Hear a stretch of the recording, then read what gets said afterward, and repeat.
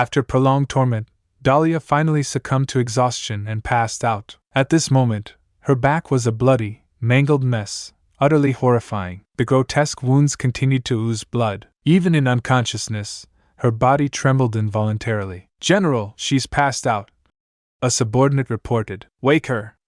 "Continue the beating," Travis Spanner said coldly. "Uncle, can I do it myself?" Edward Spanner asked eagerly. Since his downfall, something inside Edward had changed drastically. The more beautiful the woman, the more he wanted to destroy her. "If that's what you want, go ahead." Travis nodded. "Thank you, Uncle." Edward grinned wickedly. Once Dahlia was awakened, Edward raised the long whip and lashed it across her body. "Talk! Are you going to talk?" Each strike sent a thrill through Edward, an overwhelming rush of excitement. The feeling spurred him on, and he lashed her even harder. "Kill me! Just kill me! Please kill me!" Dahlia was on the verge of a breakdown, begging for death as a release from the unbearable agony. "You want to die? Not so easy!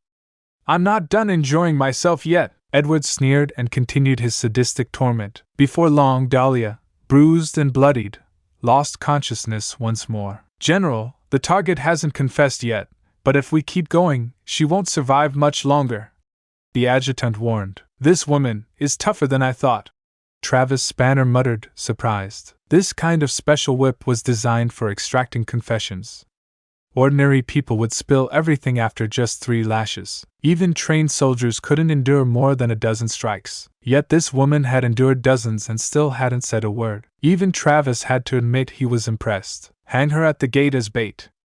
Withdraw the surrounding troops and see if that Dustin dares to come save her," Travis ordered. "Yes, sir," the adjutant acknowledged and had the unconscious Dahlia hung high outside the gate. "You better not die yet.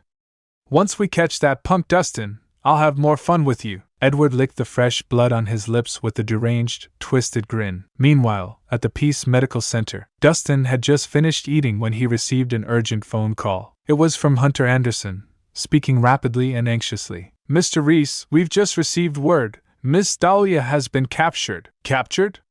What happened?" Dustin frowned. "It's Travis Spanner. He accused Miss Dahlia's family of treason and detained them all.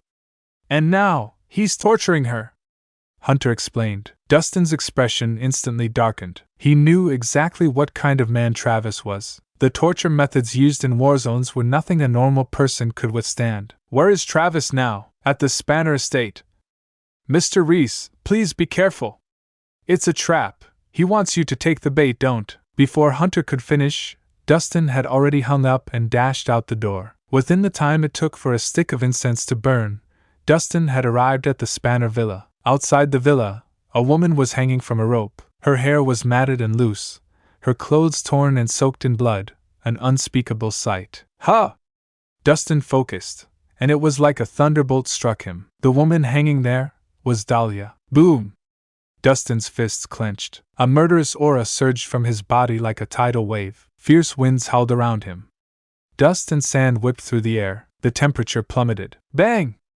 Dustin leapt and struck the rope with one palm, cutting it cleanly. He landed softly, cradling Dahlia's bloody body. She was completely unconscious, her back a mutilated mess of torn flesh. Each whip mark was like a steel needle, piercing directly into Dustin's heart. "Kill me! Kill me!"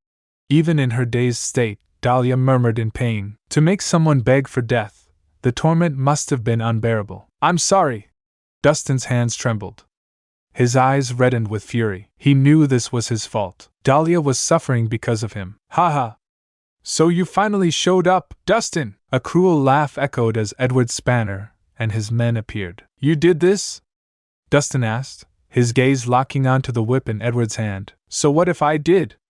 You're already dead, what can you do?" Edward taunted. Even though Travis had pulled back most of the troops, there were still over a dozen elite soldiers in ambush. Each of them was capable of taking on 100 men. Taking down one man like Dustin should have been easy. "So you're Dustin? My brother Trevor Spanner. Did you kill him?" Travis asked calmly. "I did." Dustin's reply was firm, his eyes still locked on Edward. "Good. Since you admit it, go kneel and apologize before his memorial tablet. Do that, and I'll give you a quick death," Travis said coldly. "Kneel and apologize?" Dustin scoffed. Even your superior, Commander Adam Spanner, wouldn't dare speak to me like that. Who the hell do you think you are? What? Travis narrowed his eyes. Adam Spanner was the supreme commander of the Western War Zone, his direct superior. Very few people even knew that. How did this man know? You know Commander Adam? Travis looked uncertain. Out of respect for Commander Adam, I'll give you a chance to kill yourself. That way, you can die with your body intact, Dustin said coldly. Intact body? Travis hadn't reacted yet, but Edward burst into laughter. You're delusional, punk! Open your eyes and see who's in charge here! As he spoke, over a dozen armed soldiers emerged from the shadows, weapons aimed at Dustin. The sight was intimidating, but Dustin didn't even glance at them. He stared straight at Edward, like he was already a corpse. He can die with his body intact. But you, not even bones will remain. As soon as the words fell, Dustin moved. And just can't accept it. This can't be the end yet. You promised to never leave, and now you're gone. Can't believe I can feel the world slipping away as you slowly fade from my everyday.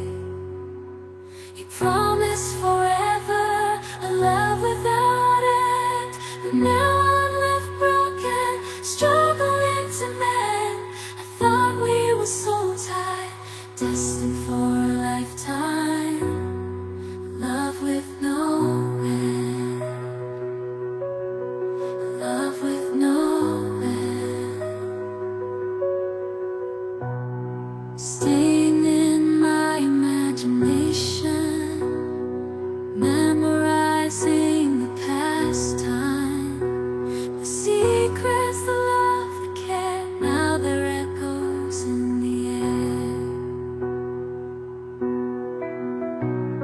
I still see your face in every place, feel your warmth, your gentle grace. But now there's just an empty space, and I'm lost in this endless chase, keeping you in my heart, a piece of you I'll never let go. Though distance brings separation, in